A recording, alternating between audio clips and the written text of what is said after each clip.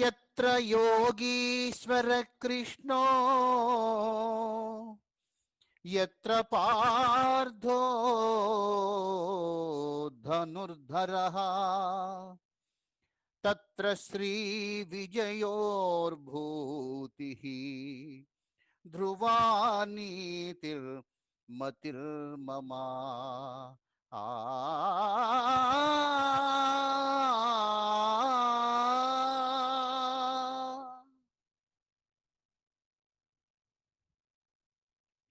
ఈరోజు భక్తి యోగంలోకి ప్రవేశిస్తున్నాం. అన్ని అధ్యాయాలు ముఖ్యమైనవే. 18 అధ్యాయాలలో పరమాత్మ మనకు అనేక విషయాలు చెప్పారు. జ్ఞాన విజ్ఞానానికి సంబంధించి ఎంతో సమాచారాన్ని ఇచ్చారు. ఎవరైతే భక్తి ద్వారా భగవంతుణ్ణి చేరుకోవాలనుకుంటున్నారో, భక్తులమనుకుంటున్నారో,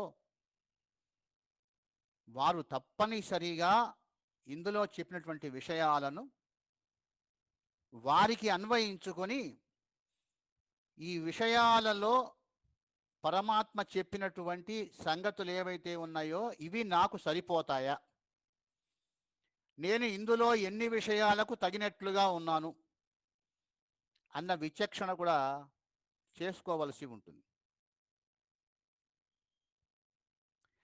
అసలు భక్తి అంటే ఏమిటో ముందు చూద్దాం. స్వస్వరూపానుసంధానం భక్తిరిత్యభిధీయతే. శాస్త్రాలు చెబుతున్నటువంటి మాట. భక్తి అంటే ఏమిటయ్యా అంటే స్వస్వరూప అనుసంధానం, నీ స్వరూపంతో నువ్వు కలవడం, ఇది భక్తి. ఇక మిగిలిన పూలు పెట్టడం, కొబ్బరికాయలు తేవటం, లేకపోతే గుళ్ళో పోవటం, మామిడి తోరణాలు కట్టడం, తమలపాకులు కట్టడం, ఇదంతా కూడా క్రియ. నీ స్వరూపంతో కలవటానికి ఈ క్రియలు ఏమి ఉపయోగపడవు. ఇవన్నీ చిత్తశుద్ధి కోసం. అబ్బా ఇల్లు ఎంత నీట్గా పెట్టారా, మంగళాన్ని కలిగించడానికి మామిడి తోరణాలు కట్టారు, తమలపాకులు కట్టారు, గడపలకు పసుపు పూశారు, బొట్లు పెట్టారు, ఉన్న ఓపికంతా వీటితోనే సరిపోయింది, ఇక తర్వాత చేయాల్సింది పక్కన పడేశారన్నట్లుగా ఉంది. కానీ ప్రధానమైనటువంటి క్రియ జరగల. స్వస్వరూపానుసంధానం మెయిన్ ఎయిమ్ ఏమిటయ్యా అంటే నీ స్వరూపంతో నువ్వు కలవడం. దానికోసం ఉద్దేశించబడింది భక్తి. దానినే భక్తి అన్నారు. నీ స్వరూపంతో నువ్వు కలవటానికి నువ్వు ఎంచుకున్నటువంటి మార్గాలు, ఏదో నామాన్ని జపించటం, లేకపోతే గురువు గారు ఒక ఉపదేశం ఏదన్నా ఇస్తే ఆ ఉపదేశానికి మంత్రాన్ని జపించటం, లేకపోతే ధ్యానం చేయడం, లేకపోతే అష్టోత్తరం చేయటం, సహస్రనామం చేయటం, రోజు కొబ్బరికాయ కొట్టడం, ఈ దీపారాధన చేయటం. ఈ క్రియలన్నీ ఏమిటంటే నీ స్వరూపంతో నువ్వు కలవటానికి చేసేటువంటి చిరు ప్రయత్నాలే తప్ప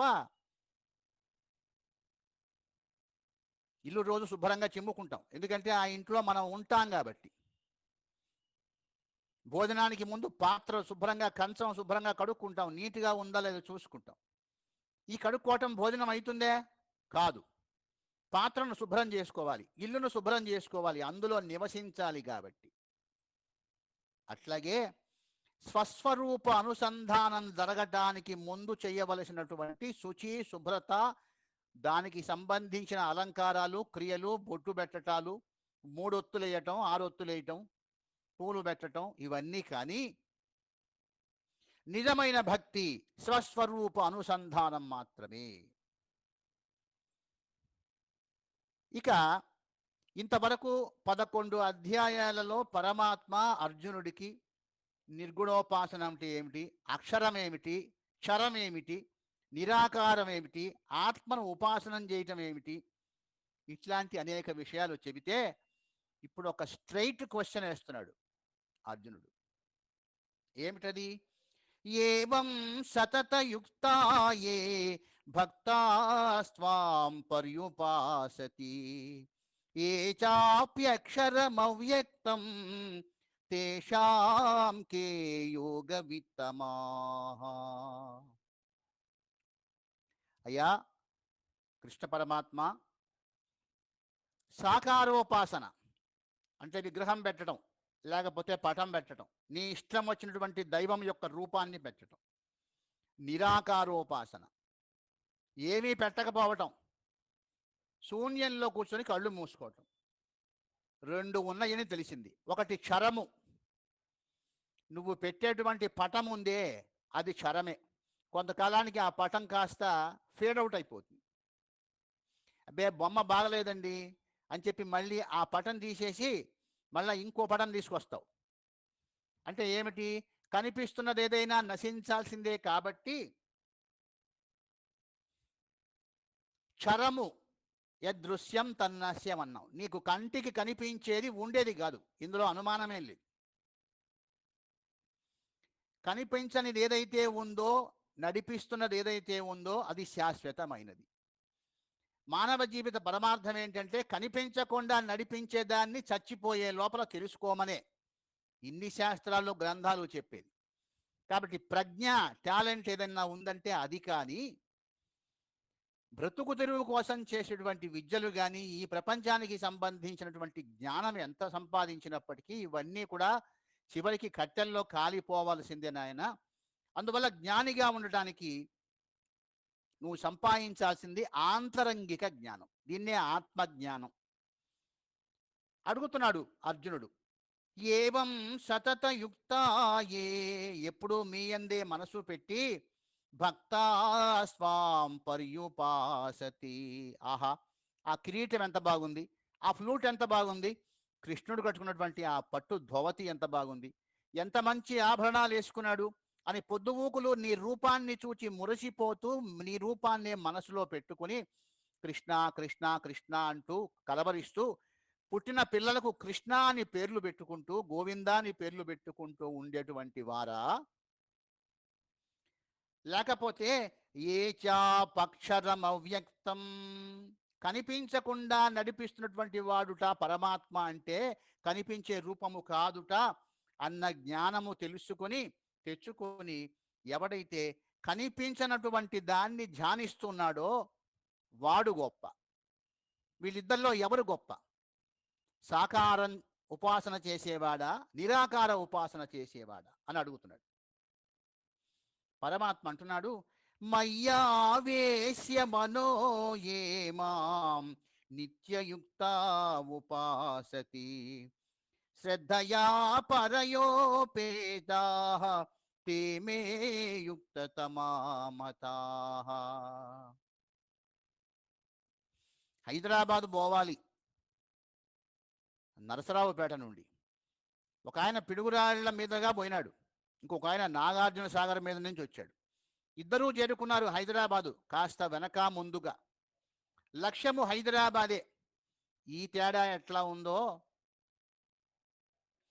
ఎవరైతే నన్నే మనసున నిలిపి నిరంతరము నా చింతనే చేస్తూ నన్ను ఉపాసిస్తున్నారో, అది కూడా మిక్కిలి శ్రద్ధతో, వారే ఉత్తమ యోగులని నా అభిప్రాయం. ఇద్దరు గొప్పేనయ్యా, అయితే చిన్న చిన్న తేడాలు ఉన్నాయి చెప్పబోతున్నాడు.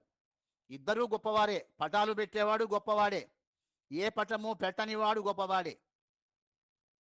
అయితే దీంట్లో కాస్త కష్ట సుఖాలు ఉన్నాయి, కొంచెం అడ్జస్ట్మెంట్లు ఉన్నాయి అని పరమాత్మ అంటున్నాడు. ఏ త్వక్షరం అనిర్దేశ్యం అవ్యక్తం పర్యుపాసతే సర్వత్ర గమచింత్యంచ కూటస్థమచలం ధ్రువం.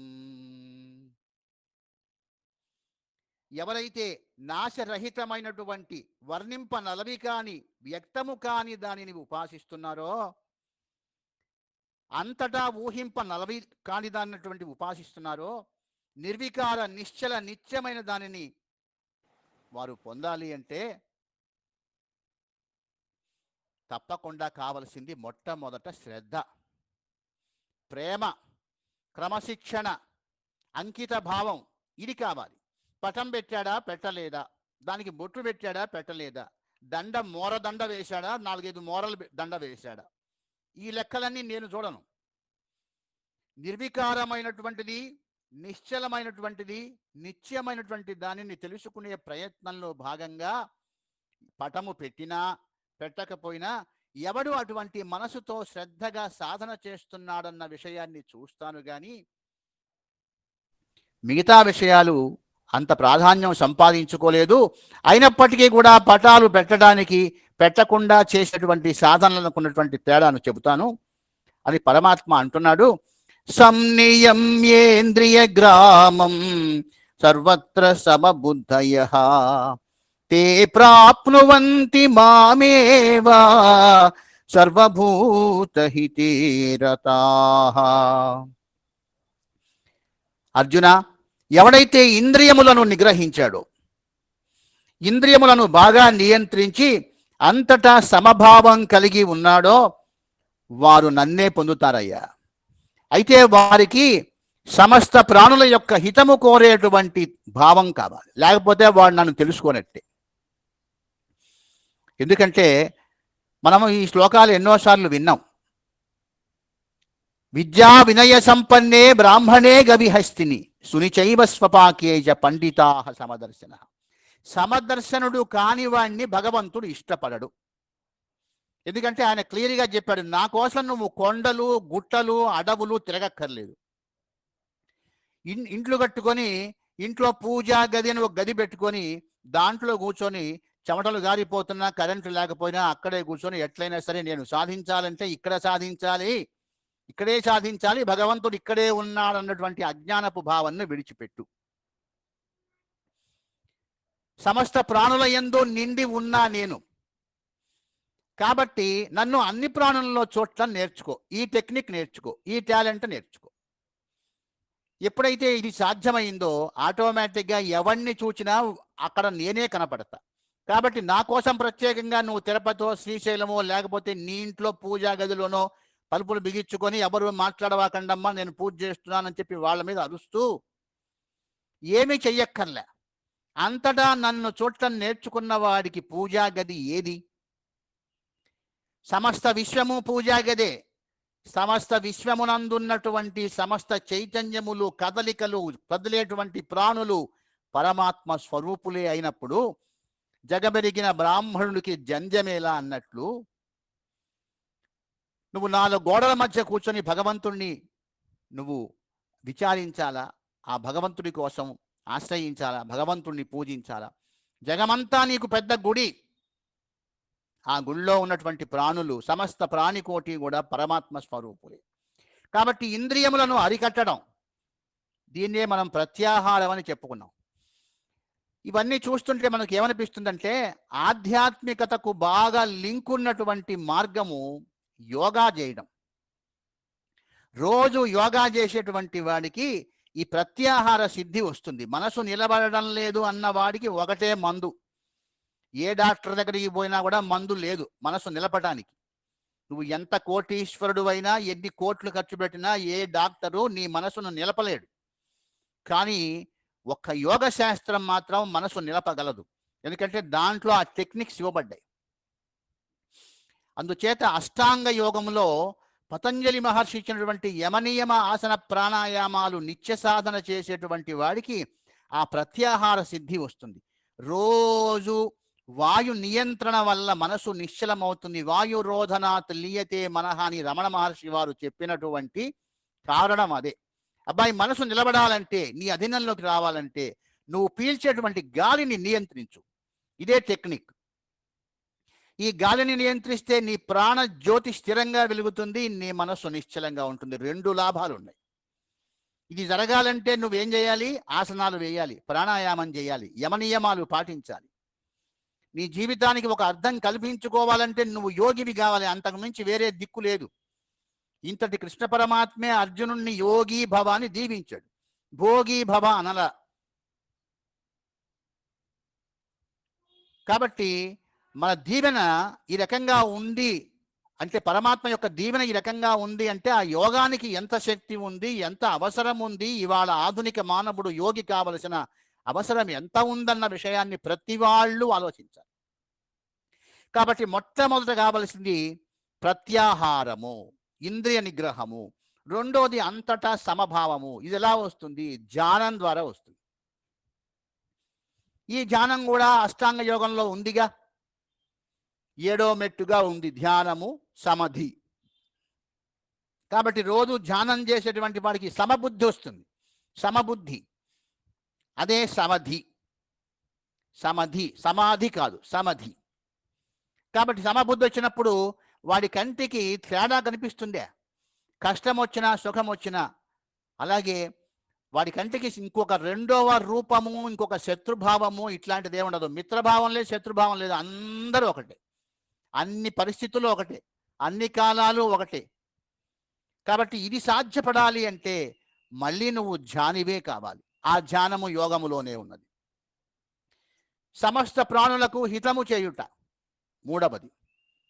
ఈ శ్లోకంలో సంనియం ఏంద్రియ గ్రామం సర్వత్ర సమబుద్ధయః తే ప్రాప్నువంతి మామేవ సర్వభూత హితేరతాః. సమస్త ప్రాణుల యొక్క హితము కోరేటువంటి వాడు నన్ను పట్టుకుంటాడు. ఏదన్నా ఒక ప్రాణిని చూడంగానే మొట్టమొదటి నీకు అయ్యో అనిపించాలి. అయ్యో ఎందుకు అనిపించాలి? దానికి తిండి పెడితే బాగుంటుంది, దానికి తిండి లేదు కదా, అది పాపం ఎక్కడి నుంచో ఎగిరొచ్చి ఇదిగో మా ఇంట్లో వాలింది, మా గోడ మీద వాలింది. 4 బియ్యపు గింజలు వేద్దాం, ఏం పోయిందో నీ పెట్టుబడి, కాసి నీ మంచినీళ్ళు పెట్టు, ఏదైనా బిస్కెట్ ఉంటే పెట్టు, ఓ పండుంటే పెట్టు. అది తింటుందో తిందో తర్వాత సంగతి. ముందు దాన్ని చూడంగానే అయ్యో ఎన్ని ప్రాణులు ఉన్నాయి, ఎన్ని బాధలు పడుతున్నాయి. ఇవాళ ఎండలకు పక్షులకు నీళ్లు లేవు. ఈ ఎండలకు మామూలు మనుషులే అల్లాడిపోతున్నారు. మరి ఈ పక్షులకు నీళ్ళు ఎక్కడి నుంచి వస్తాయి?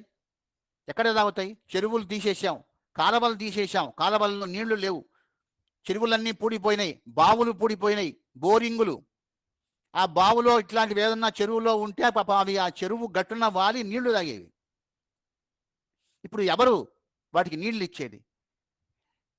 కనీసము జ్ఞానం ఉన్నటువంటి వాళ్ళు, కొంచెము ఆలోచన పరులు, ఆధ్యాత్మిక పరులైనా సరే ఒక చిన్న బౌల్లో అన్ని నీళ్లు పోసి ఏ రోజుకు ఆ రోజు ఫ్రెష్గా వాటర్ పోసి ఎండరాని చోట పక్షులు సంచరించే చోట అన్ని నీళ్లు పెడితే ఏ సర్వభూత హితేరతాః అన్న ఈ వాక్యాన్ని మనం పాటించిన వాళ్ళం కామా?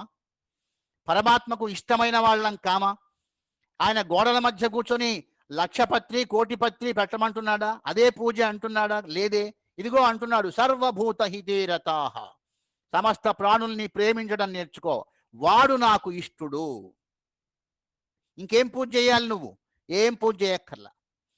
కాబట్టి తెల్లారింది మొదలు అన్ని ప్రాణులకు సేవ చేస్తూ నీలాగే ఆ ప్రాణులను కూడా భావించేటువంటి మనస్తత్వము, దైవము నిలబడటానికి, దైవము ఉండటానికి, దైవము కాపురం చేయటానికి, దైవము స్థిరంగా నివసించడానికి అర్హమైనటువంటి స్థలము కాదా?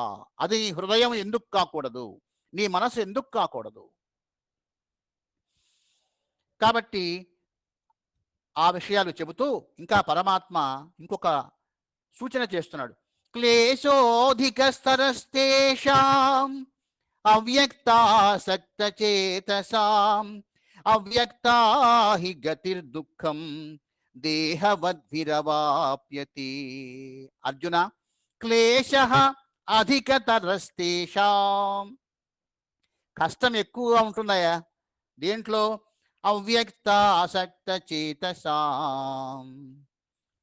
ఏమండి ఎందుకు ఆ పటాలకు పూజలు, అక్కడ బారేసి వచ్చి హాయిగా ధ్యానం చేయండి అన్నాం అనుకోండి, మొట్టమొదటి రోజుల్లో వాడు ఎన్నాళ్ళు రాడు, కూర్చోడు. ఎందుకంటే వాడు మొట్టమొదటి బేసిక్ స్థాయిలో ఉన్నాడు. వాడికి ఇప్పుడే వచ్చి పటాలొద్దు ఏమొద్దు అంటే వాడు బెదిరిపోతాడు. ఇప్పుడే లెక్కలు నేర్చుకుంటున్నటువంటి పిల్లవాడికి ఒరే ఒక చెట్టుకు 10 మామిడి పళ్ళు ఉన్నాయి, 5 చెట్లు ఉన్నాయి, మొత్తం ఎన్ని మామిడి పండ్లు ఉన్నట్టు అంటే వాడు ఈజీగా చెబుతాడు. ఒరే ఒక చెట్టుకు ఎక్స్ మామిడి పళ్ళు ఉన్నాయి అనుకో, 5 చెట్లకు మొత్తం ఎన్ని మామిడి పండ్లు ఉన్నాయంటే ఈ ఎక్స్ గోలేంద్ర భగవంతుడా అని వాడు బెదిరిపోతాడు. కాబట్టి ఏ స్థాయిలో ఏ లెక్క చెప్పాలి? మొట్టమొదటి స్థాయిలో వాడికి ఎటువంటి లెక్కలు చెప్పాలి?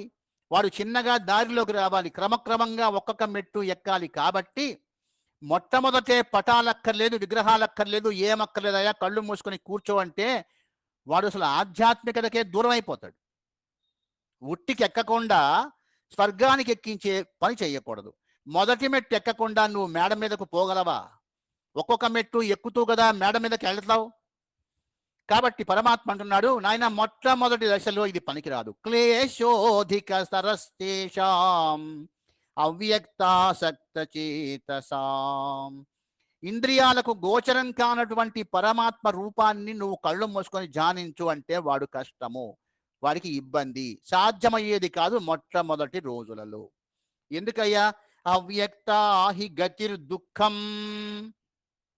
ఏమండి, ఎంత కళ్ళు మూసుకున్నా, ఎంత గట్టిగా మూసుకున్నా ఏం కనపట్టలేదండి, విసుగు పుడుతుందండి. బయట నుంచి శబ్దాలు వినిపిస్తున్నాయండి, నేను వెళ్ళిపోతానండి లేచి అని 100 మందిని జనానికి కూర్చోబెడితే ఒక్కడే మిగులుతున్నాడు. ఒక్కొక్కసారి వాడు కూడా మిగలకపోవటానికి కారణం ఏంటయ్యా అంటే ఇదే.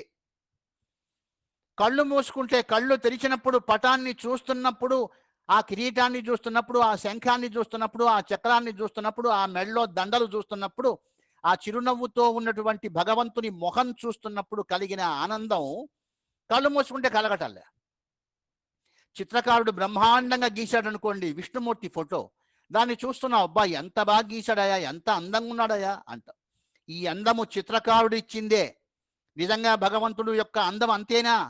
మొన్న మనం విశ్వరూప సందర్శనంలో చెప్పుకున్నాం, కోటి సూర్య ప్రభాభాసితం.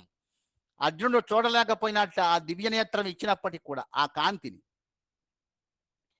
కాబట్టి తాత్కాలికంగా చిత్రకారుడు గీసినటువంటి అందానికి నువ్వు ఆశ్చర్యపడి అబ్బా అనుకుంటున్నావు. అది కూడా లేకుండా నువ్వు కళ్ళు మూసుకు కూర్చో, పటాన్ని చూడవాకు అంటే వాడు అసలు ఈ లైన్లో ఉంటాడా? నాకొద్దు నాయన, నీ పూజ వద్దు, నీ ఆధ్యాత్మికత వద్దు, ఏమొద్దు, దండం పెడతాను, హాయిగా టీవీలో మంచి సీరియల్ వస్తుంది చూస్తాను పోయి అంటాడు. కాబట్టి ఏం చేయాలి అంటే వే ఆఫ్ హ్యాండ్లింగ్, ఎట్లా వాడిని చిన్నగా లైన్లోకి తీసుకురావాలి. క్లేశోధిక స్తరస్తేషాం అవ్యక్తాసక్త చేతసాం. చిన్నపిల్లలు ఉన్నారనుకోండి ఇంట్లో, వినాయక చవితి వచ్చింది, అరే నువ్వు పూజ చేయి, భోజనం చేద్దాం అంటామా పిల్లలతో? అనం. పూజ పెద్దవాళ్ళు చేస్తారు. పిల్లలకి ఏం చెబుతాం? ఒరే కొంచెం ఆ పత్రి అక్కడ పెట్టినా, ఈ పత్రి తీసుకెళ్ళి నీళ్ళల్లో శుభ్రంగా కడిగి మళ్ళీ ఆ పళ్ళెంలో పెట్టు, ఇదిగో ఈ దారంతో ఇక్కడ దాకా కట్ చేసి తోరాలు కట్టు, ఆ పూలు తీసుకొచ్చి అమ్మకివ్వు, అక్కడ పీట ఉంది కానీ పీట శుభ్రంగా కడిగి అక్కడ పెట్టు, పీట మీద అమ్మ ముగ్గేస్తుంది, ఎట్లా వేస్తుందో చూసి నేర్చుకో, ఆ అలమరిలో నుంచి ఒక కొత్త టవల్ తీసుకెళ్ళి అక్కడ పెట్టమ్మా.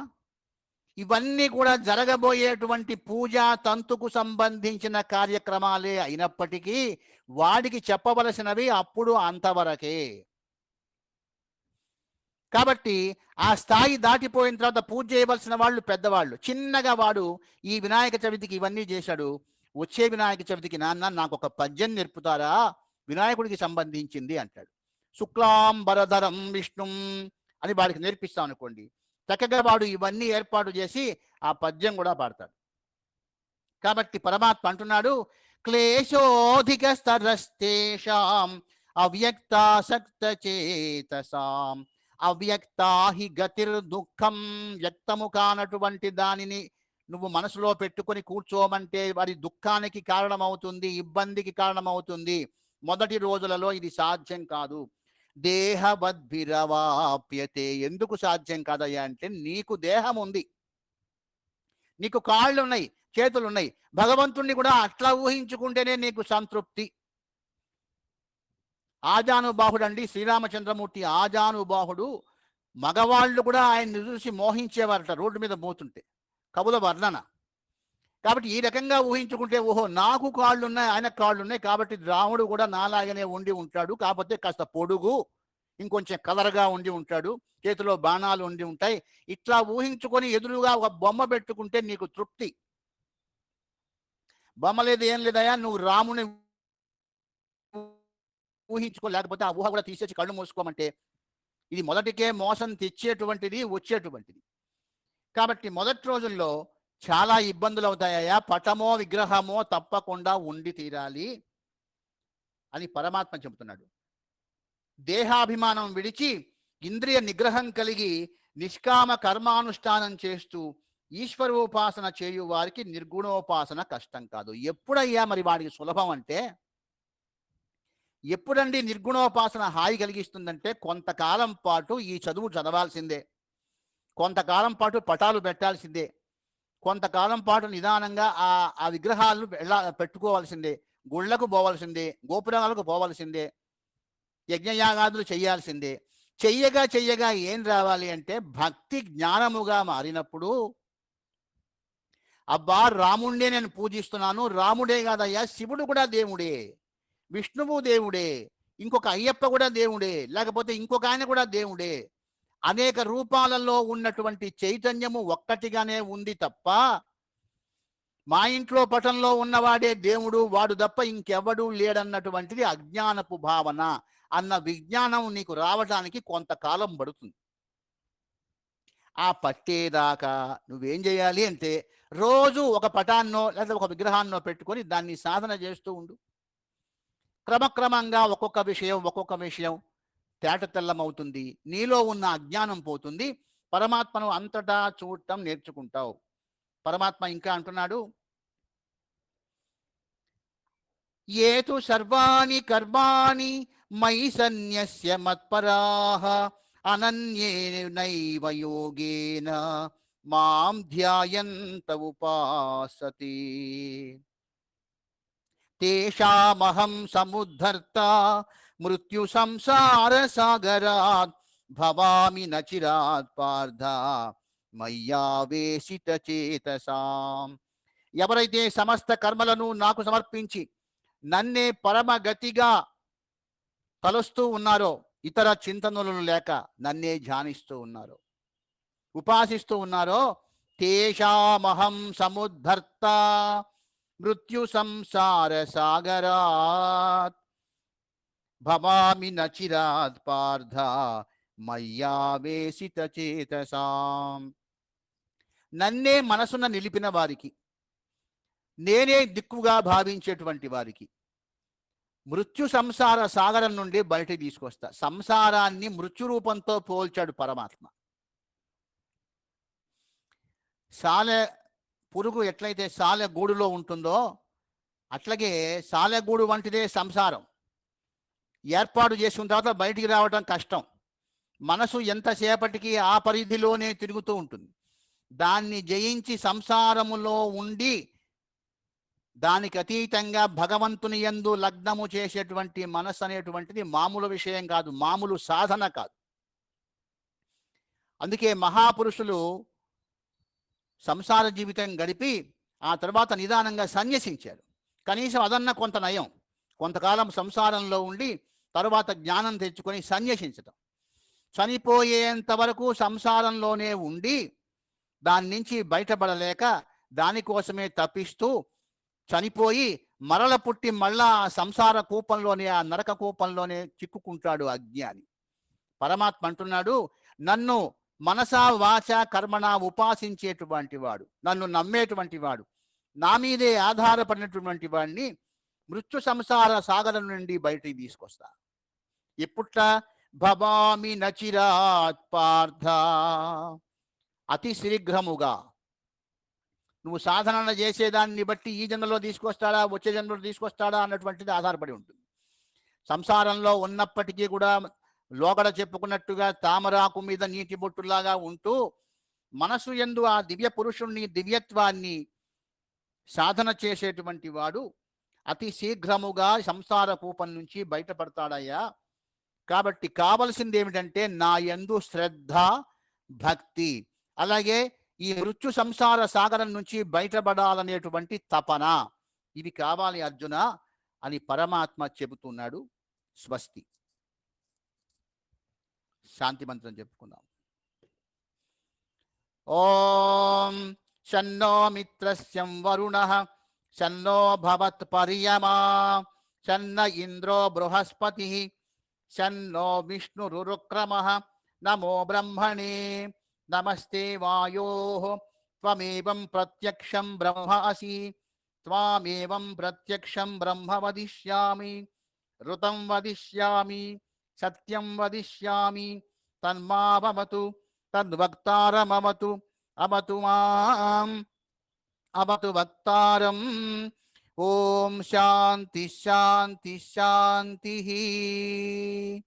శుభం.